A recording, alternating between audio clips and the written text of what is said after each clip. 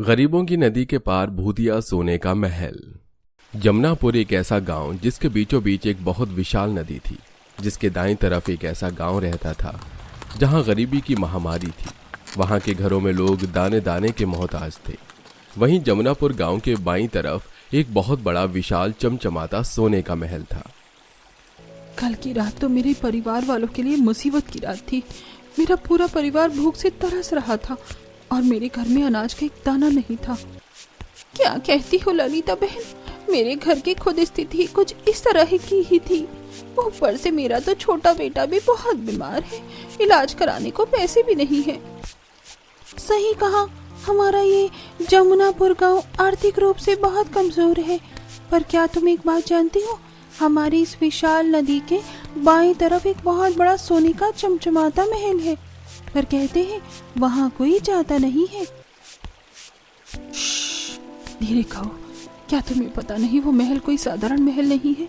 हम गरीबों की नदी के उस पार वो महल भूतिया लोगों का है। कहते हैं वहाँ एक विशाल भूतिया परिवार रहता है। क्या सच में? मुझे नहीं पता था ये सब। राम राम राम, अब तो मैं भूल से भी उस महल का जिक्र नहीं करूंगी कभी। हे भगवान, इस गरीब गांव में कोई काम नहीं है। मुश्किल से एक काम भी मिला तो इस विशाल नदी के कचरे को साफ करने का। देखो जरा, इस विशाल नदी पर कितना कचरा भरा हुआ है। इसे तो साफ करते करते सुबह से शाम हो जाएगी। गरीब मनोहर उस विशाल नदी को साफ करने में लगा हुआ था। देखते ही देखते सुबह से शाम हो गई और नदी के पास बर्फीली ठंडी हवा चलने लगी। अरे भाई, हम गरीब परिवार को 2 पैसे कमाने के लिए कितनी मेहनत करनी पड़ती है। सुबह से शाम हो गई, कचरा साफ करते करते मेरे हाथ में छाले आ गए हैं। अब मनोहर उस नदी के कचरे को साफ करते करते नदी के बाईं तरफ उस पार पहुंच जाता है, जहां उसकी नजर एक चमचमाते सोने के महल के ऊपर पड़ती है। अरे बाप रे, ये हम गरीबों की नदी के इस पार इतना आलीशान सोने का महल। ये महल तो मैंने आज से पहले कभी नहीं देखा। यही अच्छा मौका है इस गरीबी से निजात पाने का। अब मैं इस सोने के महल से जी भर के सोना चुराऊंगा और हमेशा हमेशा के लिए अमीर हो जाऊंगा। मनोहर सोने के महल की तरफ जाता है कि तभी सामने से एक बिल्ली रास्ता काटते हुए वहां से गुजरती है। हे राम, ये क्या, इस बिल्ली को भी अभी मेरा रास्ता काटना था। वैसे मैं भी कैसी फालतू बातों पर विश्वास कर रहा हूँ, ये सब कुछ नहीं होता। मनोहर फिर से चलना शुरू करता है और सोने के महल के दरवाजे के पास खड़ा होता है कि तभी उसके ऊपर गुलाब की पत्तियां गिरने लगती हैं। अरे अरे, ये फूलों की बारिश अचानक से मुझ पर कौन कर रहा है? क्या इस महल के अंदर कोई है जिसे मेरे यहाँ आने का आभास पहले हो चुका है? मोहन ये सब सोच ही रहा होता है कि इतने में सोने के महल का दरवाजा खुलता है। अरे, इस सोने के महल के किवाड़ को किसने खोला? यहाँ आसपास तो कोई दिखाई नहीं दे रहा। चलो अंदर चलकर देखता हूँ। मनोहर सोने के महल में आता है। अरे बाप रे, इतना सारा सोना! इतने सारे सोने की निगरानी में आसपास कोई भी नहीं है। मुझे तो बहुत अचंभा हो रहा है। खैर, मुझे क्या, मैं तो चला सोना चुराने। मनोहर गमछा बिछाकर सोने के महल में सोने के सिक्कों को पोटरी में भरता है और उस पोटरी को कंधे पर टांग महल से बाहर आ रहा होता है। तभी दरवाजे पर सभी भूत चुड़ैल एक एक करके हाजिर होते हैं और उसी में एक चुड़ैल का बच्चा मनोहर की पोटरी पर लटक जाता है। तोता हूँ मैं, तोता हूँ, हरे रंग का तोता, लाल मेरी चोंच है, सुंदर मेरे पंख हैं। अरे, ये मेरी मोटरी अचानक से इतनी भारी कैसे हो गई? क्या हुआ मोटरी? जरूरत से ज्यादा भारी हो गई। मुझे लगता है कुछ ज्यादा ही सोना चुरा लिया तुमने हमारे सोने के महल से। चुड़ैल, भूत, नहीं, मुझे जाने दो। अरे, मेरी बीवी बच्चे मेरा इंतजार कर रहे हैं। ऐसे कैसे छोड़ दे तुझे? तूने हमारे सोने के महल से सोना चुराने की कोशिश की है, इसकी तो सजा तुझे जरूर मिलेगी। मैं तो कहती हूँ इस लालची इंसान के टुकड़े करके इसके परिवार के सामने फेंक दो। अब सभी भूत चुड़ैल गरीब मनोहर को काट कर उसके घर के आगे फेंक देते हैं। जिसके बाद अगले दिन सुबह जब मनोहर का गरीब परिवार अपने घर का दरवाजा खोलता है तो मनोहर का कटा शरीर देखकर 4 कदम दूरी पर जाकर गिरता है।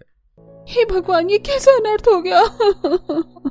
मेरे पति के साथ अच्छा भला काम पर निकले थे, फिर मेरे पति की ये दुर्दशा कैसे हो गई। मुझ गरीब की तो दुनिया ही उजड़ गई। अरे मैंने तो सुना था सरला, इसके पति की नौकरी नदी की साफ सफाई में लगी थी। मुझे तो लगता है इसी दौरान इसका पति कहीं सोने के महल के पास तो नहीं पहुंच गया था। हो सकता है, क्या पता चला ही गया हो। और वैसे भी नदी के उस पार सोने के महल की तरफ या अंदर जो भी जाता है उसका शरीर टुकड़ों में ही बरामद होता है। इसी तरह एक दिन फिर, कितनी बड़ी और खूबसूरत नदी है। आज से पहले मैंने इतनी बड़ी नदी कभी नहीं देखी। ऐसी नदी में तो स्विमिंग करना बनता है। गांव में पहली बार आई अदिति सच्चाइयों से अनजान होकर बेफिक्र होकर नदी में तैरना शुरू करती है। यम्मा यम्मा यम्मा यम्मा, ये खूबसूरत समा, बस आज की रात है जिंदगी, कल हम कहाँ तुम कहाँ। यम्मा यम्मा यम्मा यम्मा। अब अदिति तैरने में इतनी मदहोश हो जाती है कि वो नदी में तैरते तैरते नदी के उस पार आ जाती है जहां भूत चुड़ैलों का सोने का महल स्थापित था। सोने के महल की परछाई नदी के ऊपर पड़ती है। ये क्या है? एक सेकंड, अरे बाप रे, इस तरफ इतना बड़ा सोने का महल है। दादी जी ने तो आज तक मुझे कभी नहीं बताया कि उनके गांव में कोई सोने का महल भी है। ये तो बहुत खूबसूरत है, अंदर से देखना तो बनता है। अदिति नदी से निकलकर भूत चुड़ैलों के सोने के महल की तरफ बढ़ने लगती है और दरवाजे के पास पहुंचते ही अदिति के ऊपर फूलों की बारिश होने लगती है। ओह गॉड, अभी तो मैंने इस सोने के महल में एंट्री भी नहीं की और मुझे प्रिंसेस ट्रीटमेंट मिलनी शुरू हो गई है। अदिति थोड़ा और आगे बढ़ती है जिसके बाद भूत चुड़ैलों का सोने के महल का दरवाजा अपने आप खुल जाता है। ओह गॉड, इतना लग्जरी सोने का महल है। चारों तरफ सोना ही सोना है। सोने के फ्लावर पॉट, सोने की तस्वीर, दीवारों पर सोने के सिक्कों का वर्क। अच्छा होता कि मैं अपने साथ एक बैग लेकर आती, फिर तो जी भर के सोना ले जाती यहाँ से। पर अब क्या करूं? एक काम करती हूँ, अपने दोनों हाथों में एक एक सोने का फ्लावर पॉट लेकर चली जाती हूँ। अदिति अपने हाथों से सोने का फ्लावर पॉट लेकर वहां से निकलने ही वाली होती है कि इतने में भूत चुड़ैलों का सारा परिवार अदिति के चारों तरफ हवा में उसे घेर लेता है और तेज तेज उसके कानों में चिल्लाकर कहते हैं, चोर चोर चोर चोर है तू, हम तुझे छोड़ेंगे नहीं। लालच बड़ी बला है। इसने भी हमारे महल से सोना चुराने की कोशिश की है, अब ये भी मारी जाएगी। नहीं, मैं चोर नहीं हूँ। कौन है यहाँ? कौन है? सभी भूत चुड़ैल सामने आते हैं और अदिति उन भयानक भूत चुड़ैलों को देखकर तेजी से चीखती चिल्लाती है, बचाओ बचाओ, भूत चुड़ैल बचाओ, मम्मी मुझे जाने दो। भैंस की आंख, चुप कर। मैं तेरी कोई मम्मी नहीं हूँ। मेरा एक ही बेटा है पिंटू। तू तो चोरनी है, चोरनी, जो हमारे सोने के महल से सोना चुरा कर ले जा रही थी। अपने शरीर पर इतना जतन करके हमने ये सोने का महल तैयार किया था और तू आराम से यहाँ आकर सोना चुरा कर ले जा रही थी। गलती हो गई मुझसे, बहुत बड़ी गलती हो गई। ये रखो अपने सोने का गुलदस्ता, मुझे नहीं चाहिए, बस मुझे छोड़ दो। नहीं, हम आपको नहीं छोड़ेंगे। आपने लालच किया है और चोरी भी, ये दोनों ही बुरी बला है। हाँ सही कहा, और अब उन बुरे हालातों का अनुभव हम कराएंगे तुम्हें। अब सभी भूत चुड़ैल मिलकर अदिति के शरीर के छोटे छोटे टुकड़े करके उसके घर के सामने फेंक देते हैं। और अगले दिन जब अदिति का परिवार ये खौफनाक मंजर अपने दरवाजे पर देखता है तो उनके पैरों तले जमीन खिसक जाती है। नहीं, ऐसा नहीं हो सकता। मेरी बच्ची, मेरी फूल सी बच्ची के साथ ये सब और कैसे हो गया? बुरा मत मानना सुनैना, पर मैंने तुम्हारी बेटी को देखा था कि वो नदी की गहराइयों में तैरते हुए काफी दूर चली गई थी। मैंने आवाज भी लगाया कि नदी के उस पार तक मत जाना, पर तुम्हारी बेटी ने मेरी एक नहीं सुनी। हाँ, और सुने ना, तुम तो जानती हो कि हम गरीबों की नदी के उस पार भूतिया सोने के महल है ना, जहाँ भूत चुड़ैलों का परिवार रहता है। मुझे तो लगता है कि ये दर्दनाक हादसा तुम्हारी बेटी के साथ उन भूत चुड़ैल ने ही किया है। क्यों कर रहे हैं ये लोग ऐसा? आखिर क्यों उन्होंने मेरी फूल सी बच्ची को मार डाला? अब इसी तरह गांव का कोई भी व्यक्ति गलती से भी अगर नदी के उस पार सोने के महल में प्रवेश करता तो उसे दर्दनाक मौत के मंजर से गुजरना पड़ता था। और इसी तरह गांव में कई परिवार को अपने प्रियजनों के मरे शरीर गंभीर हालत में देखने को मिला करती थी। तभी एक दिन दूसरे गांव की कविता सरिता मछली पकड़ने नदी के पास आती है। अरे सुनती हो सरिता, मुझे तो लगता है कि नदी के इस तरफ से ज्यादा मछलियाँ नदी के उस पार है। हाँ, सभी मछलियाँ वहीं फुदक रही है, ज्यादा है। चलो ना उस तरफ की मछली का जाल लगाते हैं। अरे लगा तो दो उस तरफ जाल, पर मैंने सुना है इस गांव में नदी के उस पार जाने पर लोगों के साथ कोई ना कोई हादसा होता है। अरे कविता, तुम भी कैसी मनगढ़ंत कहानियां पर विश्वास कर लेती हो। अरे चलो जाल लगाकर मेरे साथ मछली पकड़ो। ठीक है, जैसा तुम कहो। अब कविता और सरिता नदी में जाल बिछाती नदी के उस पार पहुंच जाती हैं। तभी सरिता की नजर सोने के महल पर पड़ती है। अरे ओ कविता, वो देखो उस तरफ कितना बड़ा सोने का महल है, आस पास कोई दिखाई भी नहीं दे रहा। अच्छा, अब समझ में आया इन लोगों ने नदी के इस पार आने से क्यों मना कर रखा है। ये लोग चाहते ही नहीं हैं कि इस खूबसूरत सोने के महल के बारे में किसी को कुछ पता चले। सही कहा, पर अब जब पता चल गया है तो हमें ये मौका गंवाना नहीं चाहिए। चलो महल के अंदर चल के मालामाल हो जाते हैं। अब सरिता और कविता दोनों ही सोने के महल के अंदर आती हैं और सोने का खूबसूरत महल देखकर उनकी आंखें फटी की फटी रह जाती हैं और दोनों ही मिलकर सोने के महल की हर एक चीज को छू छू कर देखने लगती हैं। इसके बाद सरिता और कविता एक सोने के कमरे में घुसती हैं जहां उन्हें ढेर सारे सोने के आभूषण मिलते हैं। अरे सरिता, ये देख कितने सारे सोने के गहने। मैंने तो इतने गहने एक साथ कभी नहीं देखे। अरे नहीं देखा तो अब देख लो, और देखती ही रहोगी क्या? मेरी मानो तो फटाफट इन गहनों को पहनो और यहाँ से चलती बनो। हाँ, तुम एकदम ठीक कह रही हो। अब सरिता और कविता सभी सोने के आभूषणों को पहनकर महल से भागने की कोशिश करती हैं कि इतने में भूत चुड़ैलों का परिवार वहां आकर एकत्रित हो जाता है, जिन्हें देख सरिता और कविता थर थर कांपती हुई कहती हैं, भूत चुड़ैल, सरिता बचा लो मुझे। मैं कैसे बचाऊं? मेरी तो खुद धड़कन तेज है। चुड़ैल जी, हमसे कोई गलती हुई है। ये लीजिए, ये रखिए अपने सोने के गहने। रख तो मैं लूंगी, पर तुम्हारी हिम्मत कैसे हुई मेरे सोने के गहनों को पहनने की? अब चोरी की है तो सजा भी मिलेगी। हाँ, शरीर के जिन अंगों पर तुमने हम चुड़ैलों का गहना धारण किया है, हम तुम्हारे शरीर से वो अंग काट कर अलग कर देंगे। अब सभी भूत चुड़ैल कविता और सरिता के हाथों, पैरों और गर्दन को काट कर नदी के पास फेंक देते हैं। अगले दिन सुबह नदी के पास गांव की भीड़ खड़ी होगी। हे भगवान, अब तो दूसरे गांव के लोग भी नदी के उस पार जाने पर मारे जा रहे हैं। आखिर ऐसा क्या है उस सोने के महल में? अगर यही हाल रहा तो हम सब के सब मारे जाएंगे। और क्या, सही कह रही हो तुम। मैं तो कहती हूँ यहीं दूर जंगलों में कुछ दिनों पहले एक बहुत महान तांत्रिक अपनी तपस्या को पूरी करने के लिए आए थे। कहो तो हम लोग उनके पास चले मदद मांगने। हाँ, चलते हैं। और कब तक डर के बैठे रहेंगे? इतने अपनों को तो खो दिया हमने इसी डर के कारण। अब गांव के लोग विशाल जंगलों के बीच में बैठे अद्भुत दिव्य शक्तियों से भरे तांत्रिक के पास आते हैं। हे दिव्य शक्तियों से भरे अद्भुत बाबा, हाँ, हमारी मदद कीजिए। ओम ओम ओम ओम नमः शिवाय।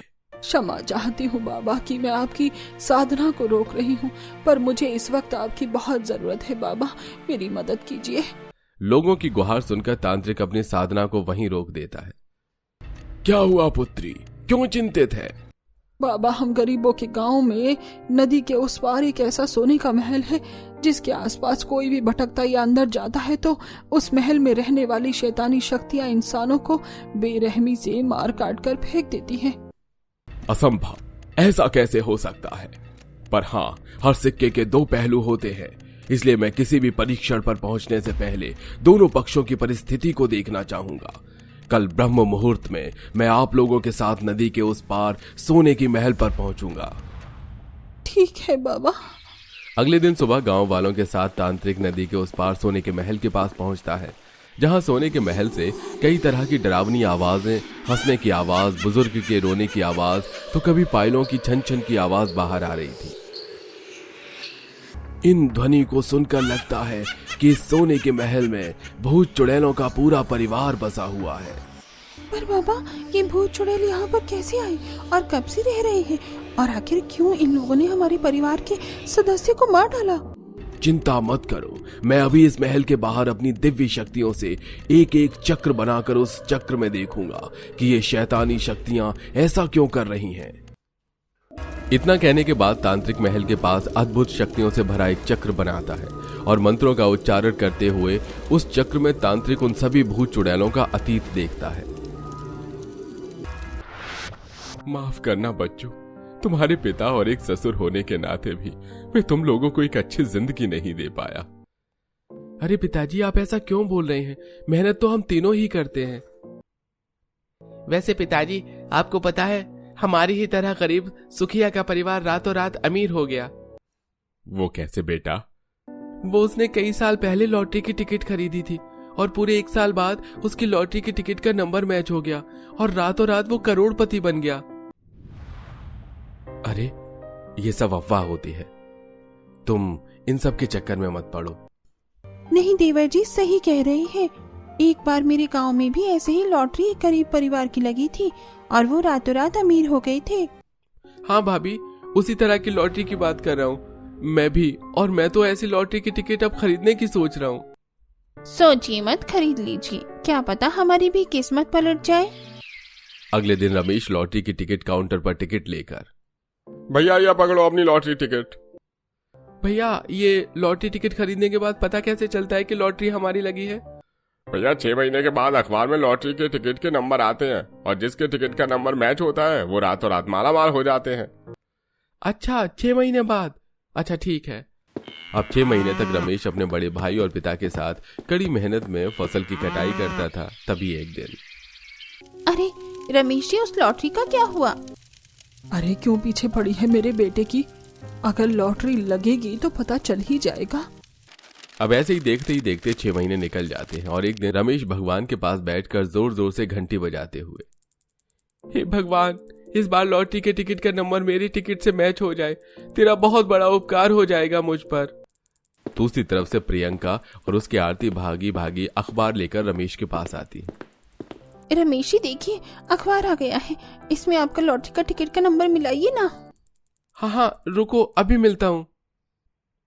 अब रमेश मेज पर रखे अखबार से नंबर मिलाना शुरू करता है। 8 8 5 5 6 6 7 7 9 9 3 3। आरती, ये नंबर तो मेरी लॉटरी की टिकट के नंबर से मैच हो रहा है। आरती, क्या सच में? हे प्रभु, धन्य हो गई मैं तो। अब पूरा परिवार करोड़ों रुपए का मालिक बनता है, जिसके बाद पूरा परिवार फैसला करता है कि वो इन गरीबों से दूर जाकर अपना एक सुंदर सोने का महल नदी के उस पार बनाएगा। पूरा परिवार अपने लॉटरी की टिकट से सोने का महल खड़ा करके तैयार करता है। मुझे तो विश्वास ही नहीं हो रहा है कि हम इतने बड़े सोने के महल में रह रहे हैं। माँ, सोने का महल बनकर तो तैयार हो गया है, पर अभी थोड़े बिजली के काम बाकी हैं, जैसे झूमर लगाना, लाइटिंग वगैरह करना। मैं और रमेश मिलकर बिजली का काम कर लेते हैं।